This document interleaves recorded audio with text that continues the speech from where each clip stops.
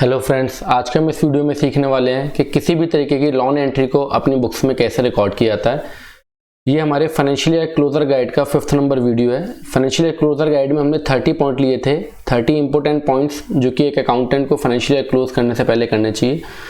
बाकी की चारों वीडियो का लिंक आपको इस वाली वीडियो को डिस्क्रिप्शन बॉक्स में मिल जाएगा। सो आज के हम जो इस वीडियो में सीखने वाले हैं वो है कि किसी भी तरीके की लोन एंट्री को अपनी बुक्स में किस तरीके से रिकॉर्ड किया जाता है, चाहे वो कार लोन हो, चाहे वो प्रॉपर्टी लोन हो, चाहे वो बैंक ओवरड्राफ्ट हो, लिमिट हो या कैश क्रेडिट लिमिट हो। किसी भी तरीके का अगर आपने लोन लिया है तो वो बोरोवर जिसने लोन लिया और लेंडर जिसने लोन दिया वो अपनी बुक्स में किस तरीके की एंट्री को रिकॉर्ड करेगा। तो जैसा कि हम अपनी वीडियो में हमेशा डिस्कस करते हैं कि अकाउंटिंग 4 पिलर पे खड़ी है, इनकम, एक्सपेंस, असेट्स, लायबिलिटी। उन्हीं 4 पिलर के बिहाफ पे हम देखेंगे कि उसकी एंट्री अपनी बुक्स में, लोन की एंट्री अपनी बुक्स में हम किस तरीके से रिकॉर्ड कर सकते हैं। तो फटाफट से वीडियो की शुरुआत कर लेते हैं। सबसे पहले हम समझेंगे कि टाइप ऑफ क्रेडिट, लोन जो है वो कितने तरीके के होते हैं, उधारी कितने तरीके की होती है। तो यहाँ पे बेसिकली 2 तरीके की उधारी होती है, एक होती है टर्म लोन और एक होती है ओवरड्राफ्ट। टर्म लोन का मतलब ये है कि आप किसी एक फिक्स्ड पीरियड टाइम के अंदर आप उस लोन को रीपे करते हैं। ओवरड्राफ्ट का मतलब ये होता है कि ओवरड्राफ्ट के अंदर आप अपनी जमा से ज़्यादा, मतलब जो आपका बैंक में डिपॉजिट्स है, ओवरड्राफ्ट फैसिलिटी आपको बैंक देती है जो कि आप अपनी डिपॉजिट से ज़्यादा भी विड्रॉ कर सकते हैं। ये टर्म लोन नहीं होता है, यहाँ पे कोई रीपेमेंट करने की एक लिमिट नहीं होती है कि आपको इस टाइम पीरियड के अंदर लोन को रीपे करना है। तो 2 तरीके के टाइप ऑफ क्रेडिट हैं। एक है टर्म लोन जिसमें आपको एक फिक्स्ड पीरियड के अंदर अपने लोन को रीपे करना होता है। उसमें 2 चीज़ होती हैं, एक प्रिंसिपल और एक इंटरेस्ट। एक प्रिंसिपल अमाउंट को पे करते हो, साथ के साथ आप एक इंटरेस्ट को पे करते हो।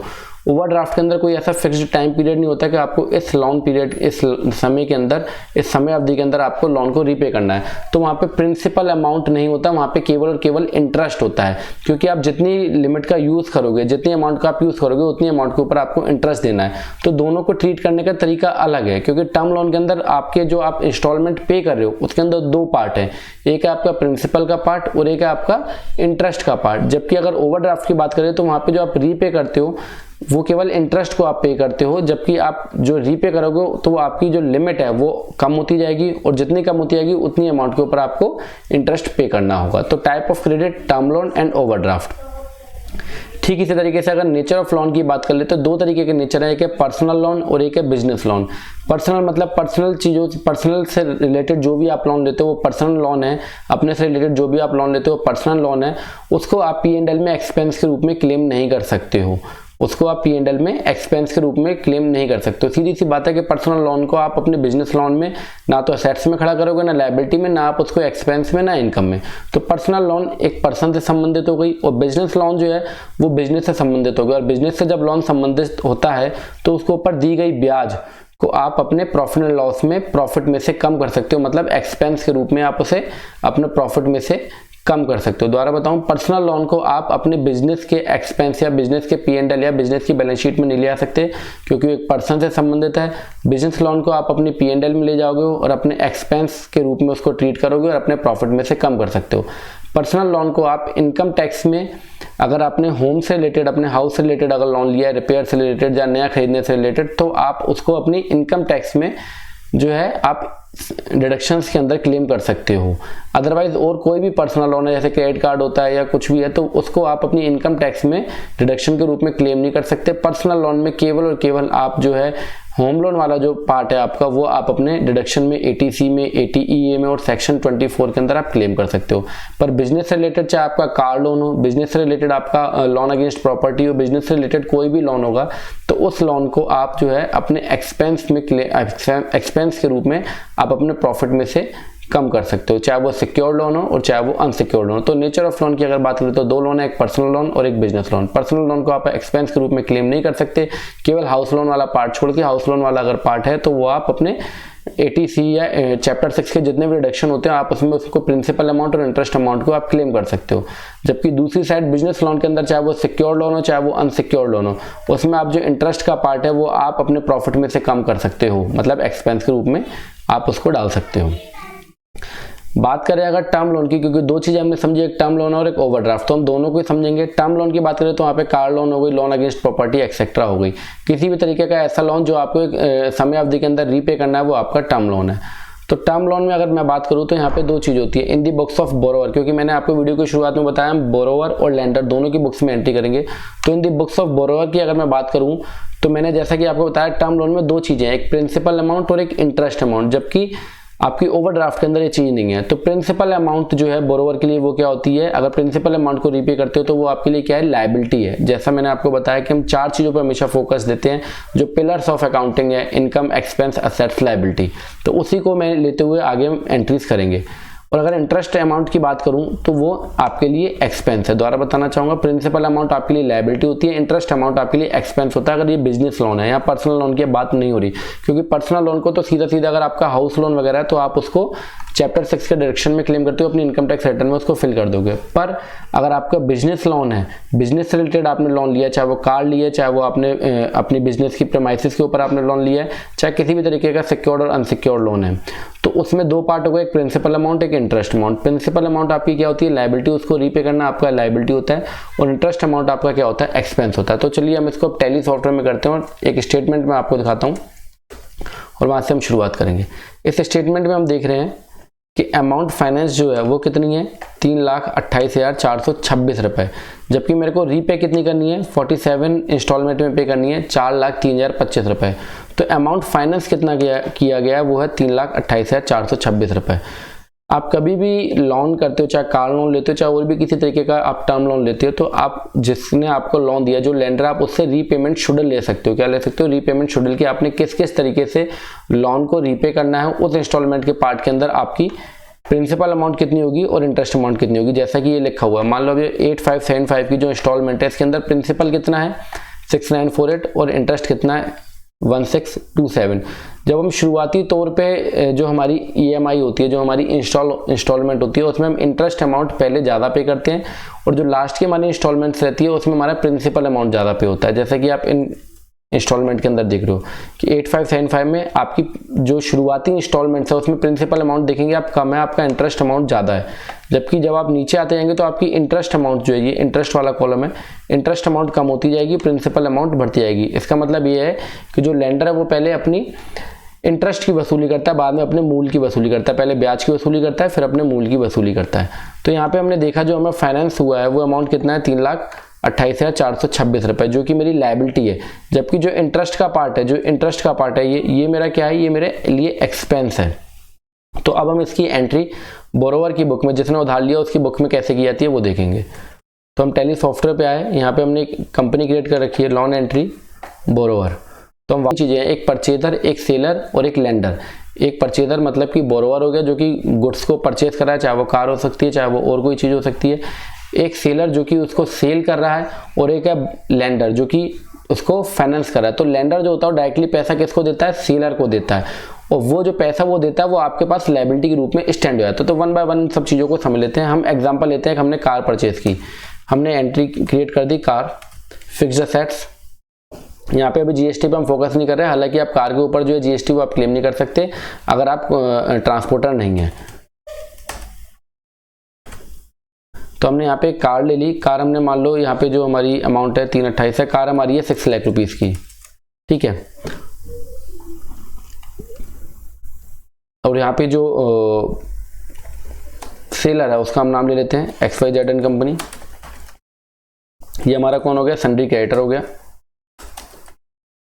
तो ये 6 लाख रुपीज की वहां पे क्या हो गई, इसकी कार को डेबिट क्यों करा, क्योंकि असेट्स है, और सेलर को क्रेडिट क्यों करा, क्योंकि ये हमारी लायबिलिटी है। तो ये हमने एंट्री एक सिंपली यहाँ से पास कर दी, ठीक है। अब अगर मैं बैलेंस शीट में आता हूँ तो बैलेंस शीट में मेरे पास एक साइड में मेरी फिक्स्ड असेट्स स्टैंड हो गई, कार जो कि 6 लाख रुपए की है, क्योंकि ड्यूअल एंट्री सिस्टम होता है, दोहरा लेखा प्रणाली होती है।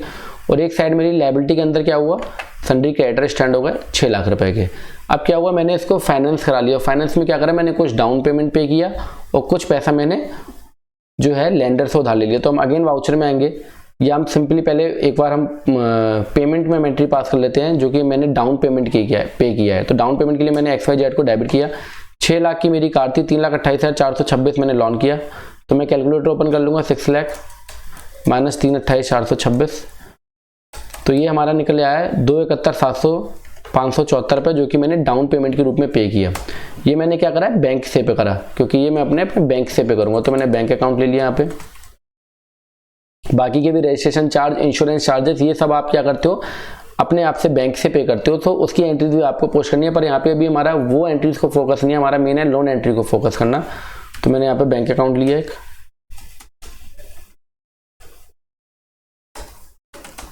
और ये एंट्री हमने पे कर दी।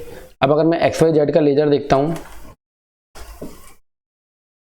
तो आप देखेंगे 6 लाख रुपीस की उधारी थी उसकी, 271,574 डाउन पेमेंट पे किया। तो अब उसको मेरे को कितना देना है, 3,28,426, जो कि मैंने क्या करा, फाइनेंस करा लिया। तो बाकी की अमाउंट अब हम पे कर देंगे। तो बाकी की अमाउंट के लिए हम क्या करेंगे, एंट्री को जर्नल से पास करेंगे। सो F7 की को हम प्रेस कर लेंगे, XYZ को हम कर देंगे डेबिट, कितने अमाउंट से, 3,28,426। और क्रेडिट हम किसको कर देंगे, जिससे हमने लोन लिया है। तो यहाँ पे हम लोन का नाम लिख देते हैं लेंडर अकाउंट, जिसने हमें लोन दिया है, और ये मेरे लिए क्या हो गई, लायबिलिटी हो गई। तो जो हमारा वीडियो का फोकस होता है वो होता है आपको बेसिक सिखाना है, एंट्री को याद नहीं कराना। आपको ये पता होना चाहिए कौन आपके लिए एसेट्स है, कौन आपके लिए लायबिलिटी है, क्या आपके लिए इनकम है, क्या आपके लिए एक्सपेंस है। जैसा कि मैंने अभी आपको यहाँ पे बताया कि जब हम प्रिंसिपल अमाउंट को रीपे करते हैं तो वो हम अपनी लायबिलिटी को रीपे कर, लायबिलिटी को कम कर रहे हैं, और जो उसमें इंटरेस्ट अमाउंट है वो हमारे लिए एक्सपेंस है, जो कि अभी हम इंस्टॉलमेंट की एंट्री पास करेंगे तो हम देखेंगे। ये मैंने क्या कर दिया भैया, XYZ को पैसा दिया। XYZ को पैसा किसने दिया, लैंडर ने दिया, और उसकी लायबिलिटी मेरे पास स्टैंड हो जाएगी। तो ये मैंने एंट्री पोस्ट कर दी। अब अगर मैं बैलेंस शीट के अंदर आता हूँ तो आप देखेंगे कि XYZ का जो सन्डी क्रेडिटर था, XYZ का हमारे पास अमाउंट 0 है, जबकि दूसरी साइड हमारे पास क्या हुआ, सन्डी क्रेडिटर खत्म हो गया हमारे पास। लैंडर जो है, हमने एक नया अकाउंट जो क्रिएट करा था, लैंडर जो कि फाइनेंसर है, जिसने हमें फाइनेंस करा है, उसकी आउटस्टैंडिंग यहाँ पे स्टैंड हो गई। और कार से मेरी कार जो है वो 6 लाख की 6 लाख रुपये स्टैंड है, ठीक है। अब हमने जब इसको लोन लेके हमने सेलर को पे कर दिया, तो उसके बाद क्या हुआ भैया, अब हमारी इंस्टॉलमेंट वाला चैप्टर चालू हो गया, और हमने रीपेमेंट शेड्यूल जो है वो हमने किससे ले लिया, अपने फाइनेंसर से हमने ले लिया, जिसने हमें फाइनेंस किया था। तो यहाँ पे आप देखोगे कि इंस्टॉलमेंट जब भी आपको पे की जाती है तो उसमें एक प्रिंसिपल का पार्ट है और एक इंटरेस्ट का पार्ट है, जो कि यहाँ पे आपका लिखा हुआ है, प्रिंसिपल और इंटरेस्ट। तो अब ये EMI क्या है, ECS के रूप में हमारे, या हम चेक द्वारा हमारे बैंक अकाउंट से रेगुलर एक टाइम शेड्यूल पे डिडक्ट होती रहेगी, एक फिक्स डेट के ऊपर डिडक्ट होती रहेगी। सो हम इसको देख लेते हैं। हमने आया वाउचर के अंदर, और पहली हमारी जो किस्त है वो 5 तारीख को हमारी डिडक्ट होगी, तो हम यहाँ पे 5/4 ले लेंगे।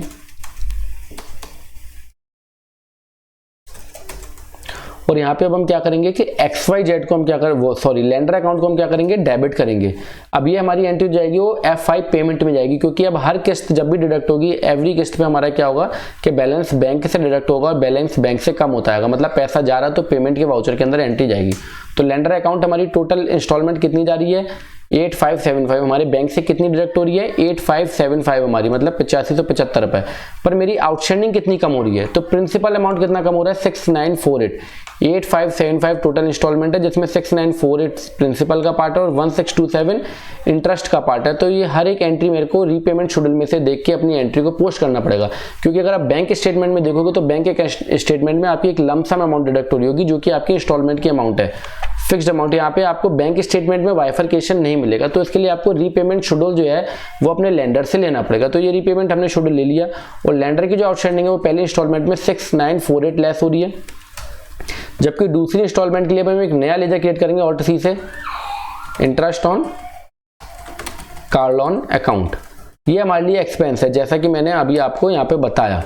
यहाँ पे मैंने आपको बताया कि ये हमारे लिए क्या हो जाएगा, इंटरेस्ट अमाउंट हमारे लिए क्या है, एक्सपेंस है। तो यहाँ पे GST लागू नहीं होता है। इंटरेस्ट जब भी हम बैंक को रीपे करते हैं तो वहाँ पे GST लागू नहीं होता है। Interest on car loan account जो है, इसके ऊपर मेरी इंटरेस्ट कितनी गई है हम देख लेते हैं। पहली इंस्टॉलमेंट में हमारी इंटरेस्ट जो है वो है 1627, तो हम 1627 ले लेंगे यहाँ पे, और फिर हम अपने बैंक को क्या कर देंगे, क्रेडिट कर देंगे। तो बैंक मेरा टोटल कितने से क्रेडिट हुआ, 8575 से। लायबिलिटी कितनी कम हुई, 6948, और इंटरेस्ट कितना गया, 1627, जो कि मैं आपको यहाँ पे बताना चाह रहा था कि जब इन दी बुक्स ऑफ बोरोवर की बुक्स में प्रिंसिपल अमाउंट को रीपे करना क्या है, लायबिलिटी को कम करना, और इंटरेस्ट अमाउंट हमारे लिए क्या है, एक्सपेंस। अब हम इसका बैलेंस शीट में फर्क देख लेंगे।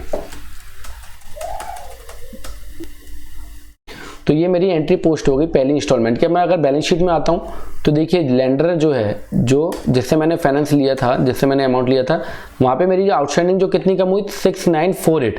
तो मेरी आउटस्टैंडिंग अब कितनी रह गई, 321,478 रुपए। ये क्या हुआ, आउटस्टैंडिंग कम हो गई। और दूसरी साइड अगर मैं P&L में आता हूँ तो P&L में क्या हुआ, एक्सपेंस के अंदर मेरे इंटरेस्ट का अमाउंट खड़ा हो गया। तो ये सारा कुछ बिजनेस लोन वाले सिनेरियो में होता है। पर्सनल लोन वाले केस में आप जो कार लोन के ऊपर अगर आप अपनी ब्याज को पे करते हो तो वो आप अपनी डिडक्शन में क्लेम नहीं कर सकते हो। केवल होम लोन, चाहे वो उसको आप कंस्ट्रक्ट करा रहे हो, चाहे उसकी आप प्रिंसिपल अमाउंट को पे कर रहे हो, चाहे इंटरेस्ट को, उसको आप चैप्टर 6A के डिडक्शन में क्लेम कर सकते हो। पर कार लोन वगैरह ये आप अपने पर्सनल एक्सपेंसेस को जो है आप अपनी P&L में अगर पर्सनल की बैलेंस शीट बना रहे हो तो उसमें आप कम नहीं कर सकते हो, क्योंकि ऑलरेडी आपको वहां पे 2.5 लाख रुपए की छूट मिलती है गवर्नमेंट की तरफ से। तो ये हमारी पहली इंस्टॉलमेंट हो गई। ठीक इसी तरीके से आप आगे की इंस्टॉलमेंट जब हमें रीपेमेंट शेड्यूल मिल जाता है तो हम पोस्ट डेटेड जो है, पोस्ट डेटेड जब हमारे हाथ में रीपेमेंट शेड्यूल आता है तो हम वो पूरी क्या करते हैं, पोस्ट डेटेड के अंदर हम अपनी एंट्रीज को पोस्ट कर देते हैं और वो टाइम टू टाइम जो है वो अपने आप इंस्टॉलमेंट डिडक्ट होती रहती है। जैसे कि मैं एक एंट्री आपको और पास करके दिखाता हूँ। मान लो हमारी जो नेक्स्ट एंट्री है वो हमारी 5/5 में डिडक्ट हो रही है। तो मैंने क्या करना है, कंट्रोल टी, टैली प्राइम के अंदर कंट्रोल टी ऑप्शन होता है पोस्ट डेटेड के लिए। तो मैं कंट्रोल टी से पास कर दूंगा एक एंट्री। जब मेरे हाथ में रीपेमेंट शेड्यूल आएगा तो मैं जिस दिन मेरे हाथ में आएगा मैं उसी दिन सारी एंट्रीज को लाइन लगा के हम पोस्ट कर देंगे।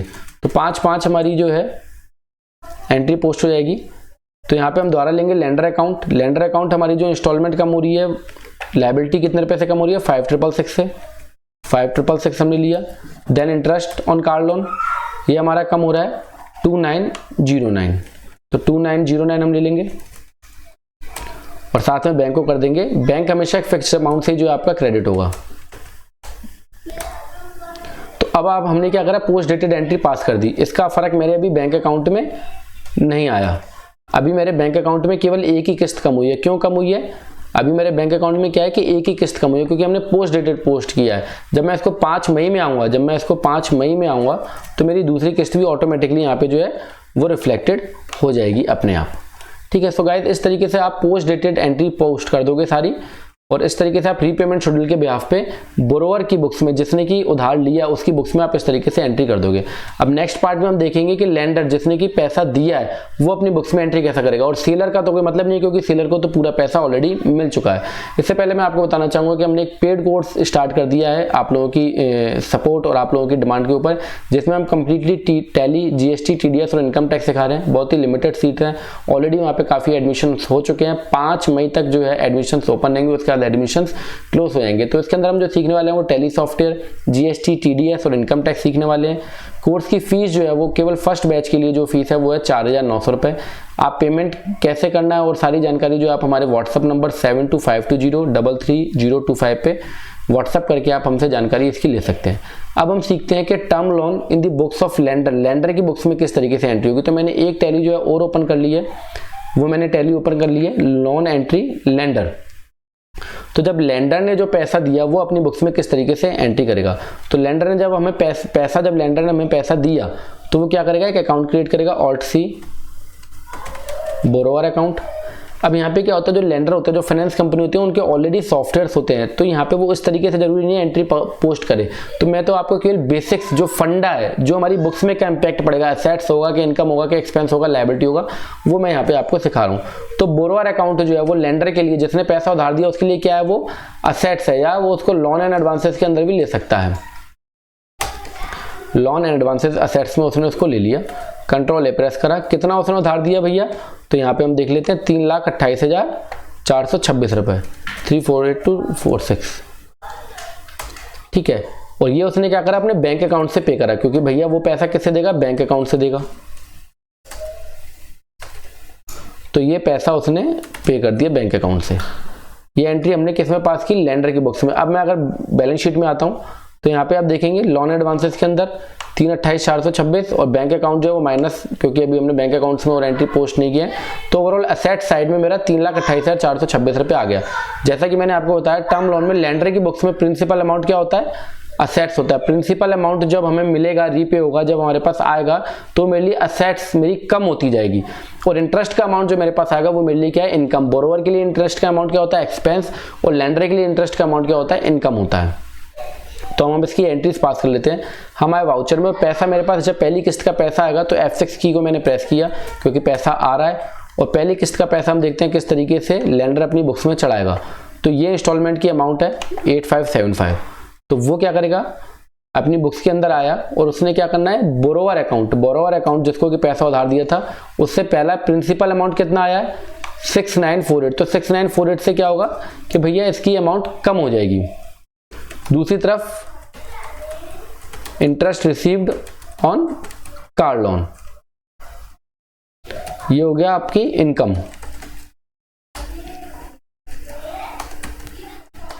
किसके लिए इनकम है? ये लेंडर के लिए इनकम है। तो इनकम कितनी है? 1627, पहली इंस्टॉलमेंट की हम बात कर रहे हैं। और बाकी का पैसा कहाँ आया? मेरे बैंक अकाउंट में आया। तो बैंक अकाउंट में कितना पैसा आया? 8575। असेट्स मेरी कितने रुपए से कम हुई? 6948 से कम हो गई।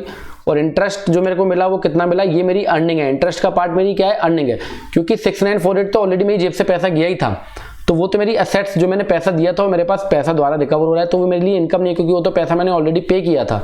पर 1627 जो मुझे मिल रहा है वो मेरे लिए इनकम है, मतलब वो इंटरेस्ट का पार्ट है, जो कि हमें समझना है। Expense, assets, income, liability.